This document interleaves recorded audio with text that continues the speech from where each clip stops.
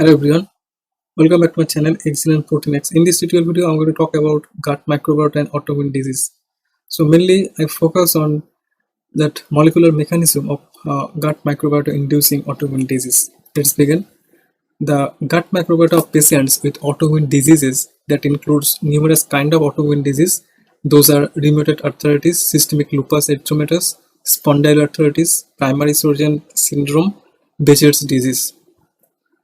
So let's have a look at molecular mechanism. First is the aberrant microbial translocation. The gut microbial integrity is required for maintaining the balance between microbial components and host immunity.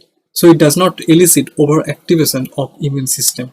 However, the gut barrier is impaired and leaky in patients with autoimmune disease. So when this kind of leaky portion has been found, and then the gut microbial that population or the gut microbiota pathogen that pass through of this leaky part from the gut lumen, and it translocate to the different kind of organ, like including liver. So it has been found that the Enterococcus gallinarium is detected in liver patient with a liver patient with a systemic lupus erythematosus or autoimmune hepatitis, but not found in the healthy subjects.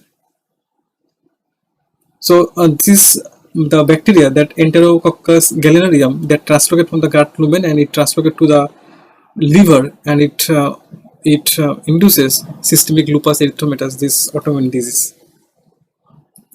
And when it pass through from that leaky portion of that gut lumen, and then it presents like its antigen are presented by some antigen presenting cells to the naive T cells or CD4 T cells, and as a result it enhances different kind of the T helper cell population.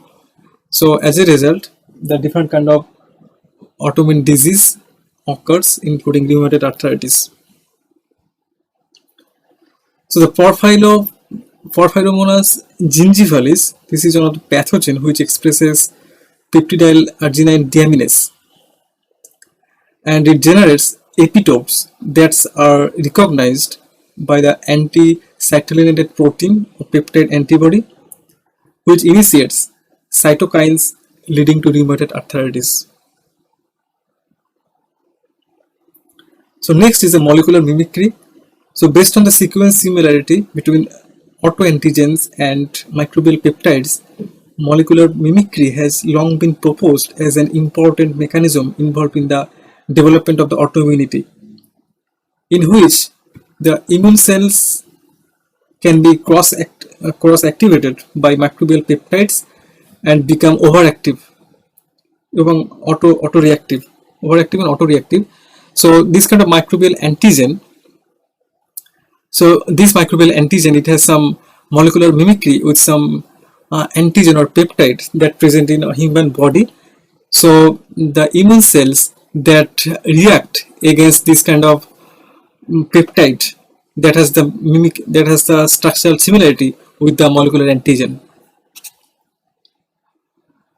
So the peptides derived from the three species, including bacteroids fragiles, Candida albicans, and Streptococcus sagneus, and all of which capable of colonizing the human gut.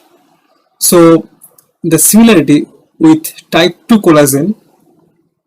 So this the antigen that's secreted by those bacteria, these are very much structural similarity with the type 2 collagen, and induced the cross-reactive responses in collagen-induced arthritis.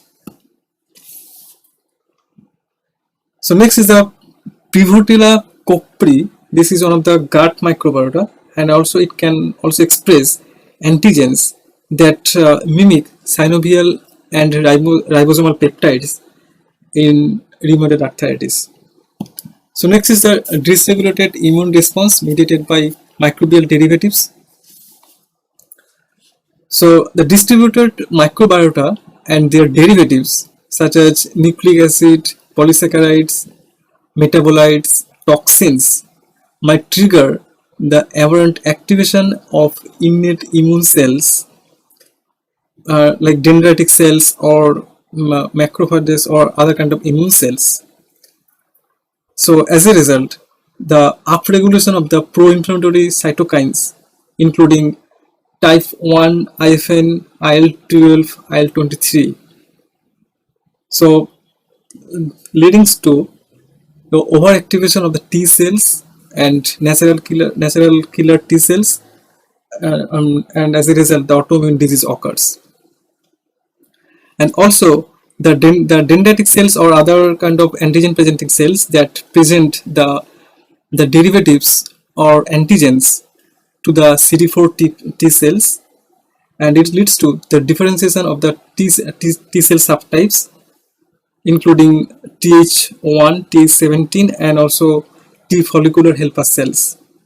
So B cells also activated directly by this microbial antigens or T follicular helper cells.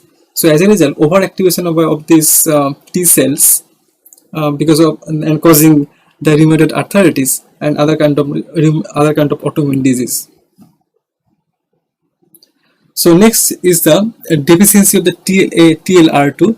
So as you know that the TLR2, that is a toll-like receptor that is very much important to maintain the integrity of the epithelial cells in the gut lumen. So in case of the deficiency of the TLR2 or toll-like receptor, that may occur the FOXP3 expression inhibition, and it suppresses the TREG, the T regulatory cells. So T regulatory cells, it has very much crucial role to lower activation of the T cells. So whenever the TREG's population it reduced or it suppressed, then the different kind of the T cell and subtype of the T cells, these are proliferated, and there is a chance of autoimmune disease. So another kind of receptor, that is a toll-like 4 receptor, and this kind of receptor, it modulates IL-17, interleukin 17, and as a result Th17 proliferation occurs, and it may result of the rheumatoid arthritis. So this is all kind of rheumatoid arthritis molecular mechanism, that how this kind of gut microbiota it causing this numerous kind of autoimmune disease. So this is all about this microbiota and autoimmune disease. I hope this video will be helpful. If you like this video, kindly hit the like button, share it, and please subscribe my channel. Thanks.